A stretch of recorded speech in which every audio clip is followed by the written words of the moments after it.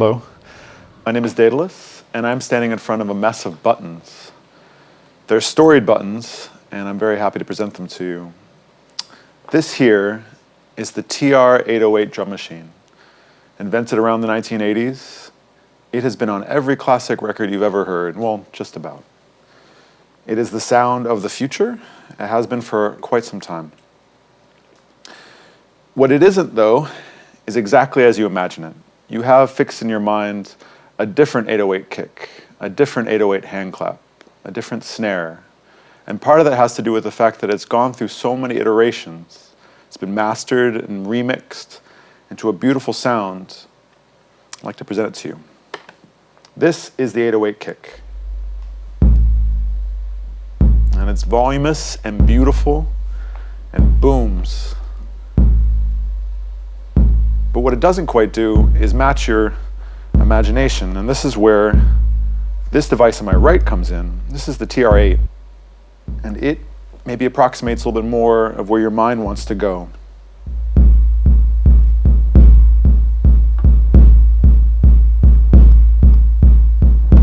Now, one thing I want to make very clear is the 808 was kind of a misfit when it was first released.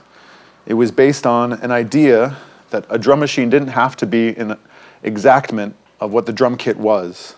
And the Roland 808 is something else. It's like, I don't know how to describe this exactly. It's like if you imagined a robot blasting away on garbage bins and these things, it would kind of get you a little closer to what it sounded like at the time. There was other more popular drum machines, and thusly the 808 kind of had its day, about 4 years of production, and then kind of ceased. But that isn't because it was a failure, much rather it was just something different outside of expectation. So over the course of itself, it became more and more legendary, and then it starts to feature higher and higher in our imagination. So this difference between the 808 kick and the 8, this isn't an accident. This is part of our imagination towards these devices.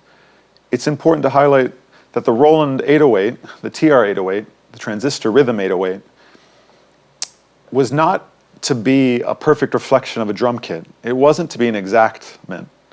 And as such, it has its own analog circuitry that allows for breath. Strange as it may sound, it is not metronomic. It's not a computerized device, as much as it might have circuitry. It fidgets a little bit, it hesitates, it moves. And that's what has become the thing between, be it the Beastie Boys or Yellow Magic Orchestra.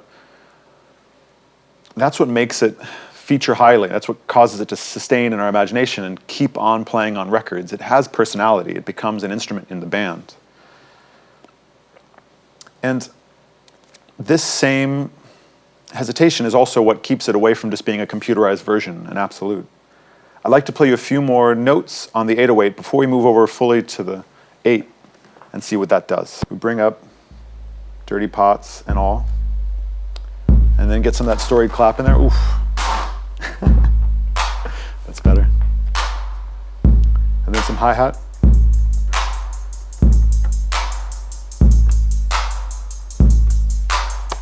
So this is important. So you're hearing these quite infamous sounds as the dirty pots. So see here, the kick in this case is on the 2. It's like, why would I do this? And the clap on the 9. And then the 1, 3, 5, 7, 9, 11, 1, 3, 15, 13 for that hi-hat.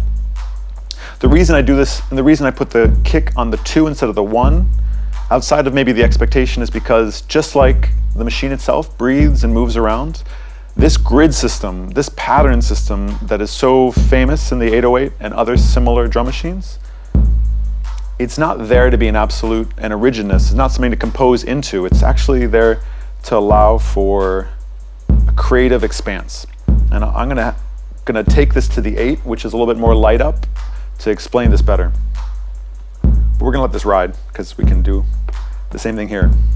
So on the 8, I'm going to bring up the kick, which is going to be in opposition to what's going on the 808.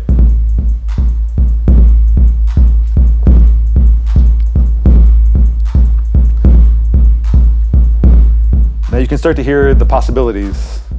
Right now, on the 8, the TR-8, the kick is happening on the 1, the 6, the 10, and the 14.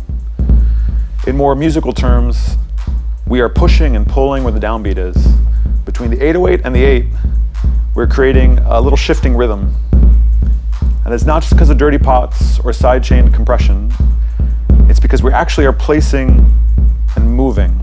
These two machines are synced through a little bit of magic, but you can start to feel things. Now, a powerful feature on the 8 is the shuffle function, which is approximating some of that same breath that's happening on the 808. If we really push it though, you get beautiful shifting rhythms.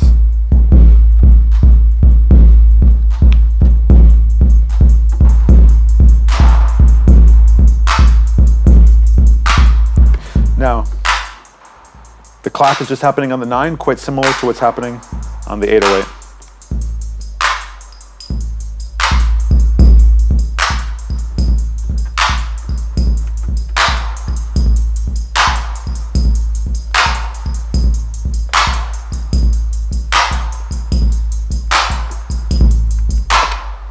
This is just a small way to touch basically on what that grid system can be. With all that complication and rhythm that's at play with itself, it's just a platform, a canvas for you to paint into. And unlike the computer, which wants and begs for absolute rendition, this allows it the space to kind of shift slightly. This is a computerized system of samples, and it doesn't have to be paired with the 808 to have some of that breath and change. Simply moving the shuffle around a little bit or changing with the scatter function allows for all kinds of like strange unknowables. I'm interested in that stuff. I think most computerized people would be. The other thing I'd like to highlight quickly is this external input where you can take other sources, be them synced like this 808 is, or in this case, I'm taking this sampler device, this Daedelus, and I'm going to run this through as well, but sidechain it. I'm going to change up the feel of it. Right now, I'm omitting the 1, 2, 6, 9, 10, and 14. Could talk about the measuring, but really it's more interesting just to play. So without sidechain, just hold it.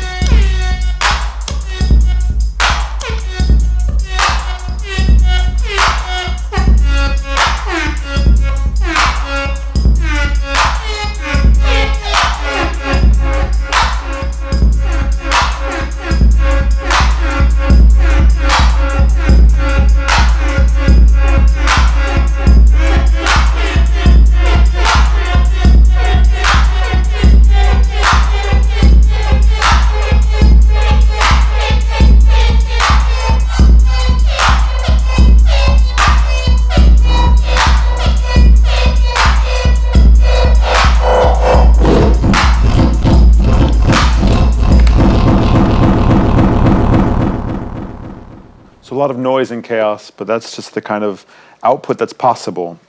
Just as the 8 is a reflection of the 808's promise, it itself is not so much an exact copy, but a rendition of those sounds you heard in the 808. That kick, that formidable kick that has been so expanded on countless records, is then recreated through modeling, through DSP modeling here on the 8. Takes it and makes it more guttural, makes it more visceral through the compression settings and the tonality, but it itself is using a very similar idea just in software expression of what the synthesis is happening on the 8. It's of course expanding the idea through countless more sounds and a lot more activity that the software provides, but it isn't so dissimilar. It's not holding hands differently. It still has some room for error that makes it so critical and so human. I find that compelling. I use a lot of grid-based systems. I'm a grid person who's constantly trying to find another way of making the humanity show up in the computer system, in the computerized mess that we're all entangled in. I like it when I can touch circuits and when I can see the activity going on. I don't understand hardly any of it. I'm a musician after all, and it's a bit above my, my education, but I'm trying to learn. And machines like this expose the sound so clearly that it gets me involved.